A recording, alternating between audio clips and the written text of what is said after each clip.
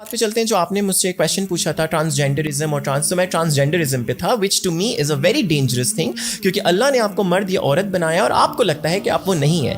جتنے بھی چیلنج کرنے والے لوگ ہماری اسلامک ہسٹری میں ہیں نا, چاہے وہ فرعون ہو, ڈس اوبیڈینٹ نہیں تھا, چیلنج کر دیا تھا خدا کی اتھارٹی کو. قارون ڈس اوبیڈینٹ نہیں, چیلنج کر دیا تھا. سامری ڈس اوبیڈینٹ نہیں, چیلنج. نمرود ڈس اوبیڈینٹ نہیں, چیلنج. اللہ سبحانہ و تعالیٰ کو چیلنج نہیں پسند. گناہ آپ کریں, آپ اس پہ معافی مانگے, اللہ معاف کر دے گا اگر آپ نے تہہ دل سے معافی مانگی ہوگی. لیکن اگر آپ نے اللہ کو چیلنج کر دیا کہ تجھے نہیں پتا مجھے پتا ہے, یہاں اللہ کا عذاب آئے گا. تو transgenderism falls into this category کہ آپ کو اللہ سبحانہ تعالیٰ نے مرد یا عورت بنایا ہے, اللہ کو پتا ہے. اب آپ کو اپنے دماغ کو سمجھانا ہے کہ یہ ایسا نہیں ہے, یہ ایسا ہے. آپ کو اپنے اوپر کام کرنا ہے. اسی لیے اس کو گناہ کی کیٹیگری میں ڈالا گیا ہے. جو کام آپ کر سکتے ہیں اور وہ اللہ کی ڈس اوبیڈینس ہے, وہ گناہ ہے. ٹرانسجینڈر جن کو لگتا ہے کہ وہ فیمیل ہیں اور ان کو میل اللہ نے بنا دیا ہے, وہ اس شہوت پہ کنٹرول کریں گے. دس از واٹ اللہ wants because it falls into the category of a major sin. یہ لاجیکلی نہیں ہے کہ میں ایک انسان کو چور خود پیدا کروں اور وہ چوری کرے تو میں اسے عذاب دوں. Not possible. This not happens. This is not what اللہ ڈز. رائٹ. اللہ نے آپ کو مرد یا عورت ہی بنایا ہے. آپ کی پریفرنس یہ ہے کہ آپ سمجھتے نہیں ہیں کہ آپ وہ مرد یا عورت ہیں, اور اس پہ اللہ کا عذاب آ جاتا ہے. دس از the most dangerous of all the categories. Agreed upon. بلکہ جو بھائی نے بات کی, اللہ سبحانہ تعالیٰ تو گناہوں کے بارے میں تو کلیئر کٹ کہتا ہے کہ قل یا عبادی الذین اسرفوا علی انفسہم لا تقنطوا من رحمۃ اللہ, کہ تمہارے گناہ جتنے مرضی بڑے ہیں, اللہ تعالیٰ کہہ رہا ہے کہ اللہ تعالیٰ تو تمام تر گناہوں کو معاف کر دینے والا ہے. ٹھیک ہے, تو اللہ تعالیٰ گناہ جتنا مرضی بڑا ہو, جتنا مرضی بڑا ہیوج گناہ ہو, توبہ آپ کا گناہ کبیرہ بھی توبہ کرنے کے اوپر اللہ سبحانہ تعالیٰ معاف کر دیتا ہے. لیکن جو بھائی نے بات کی نا, وہ ایگزیکٹلی ایسے ہی ہے کہ جو اگر آپ نے چیلنج کرنا شروع کر دیا, اگر آپ نے یہ بھی بول دیا کہ اسلام میں نماز نہیں ہے یا اسلام میں روزہ نہیں ہے, تو that is the time when you get out of the fold of اسلام.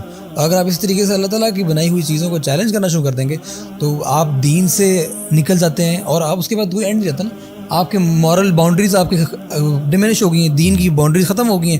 آپ مرد عورت بن جائے, عورت مرد بن جائے, مرد مرد سے پیار کرے, عورت عورت سے پیار کرے.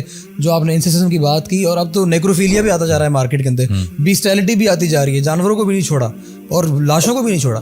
تو جب آپ نے مورل کمپس ہی ختم کر دیا تو you can go any where. And you rightly said کہ جو فرعون تھا یا کوئی بھی ایسی قوم دیکھیے تو ان کی طغیانی جو ہے, اللہ سبحانہ تعالیٰ نے موسیٰ علیہ السلام کو کیا کہا تھا کہ فَإِنَّهُ طَغَىٰ, کہ وہ بیسکلی جو ہے نا ایک حد سے آگے بڑھ گیا ہے. وہ حد سے آگے کیا بڑھ گیا ہے کہ اس نے یہ بات کا دعویٰ کر دیا اپنی ایروگنس میں. بیکاز اگر آپ سورہ طٰہٰ میں جو میں نے اسٹوڈنٹس کو پڑھایا تو اس میں اگر آپ بیسک جو چیپٹر ہے نا, اللہ سبحانہ تعالیٰ نے کیا دیا ہے کہ ایسے شخص کی پیروی نہ کرنا جس نے اپنی خواہشات کو اپنا الہ بنا لیا. وہ وہی کرتا ہے جو اس کی خواہشات اس کو کہتی ہیں. فرعون because he became a slave of his desire and his desire was to have power that he started claiming to be a God.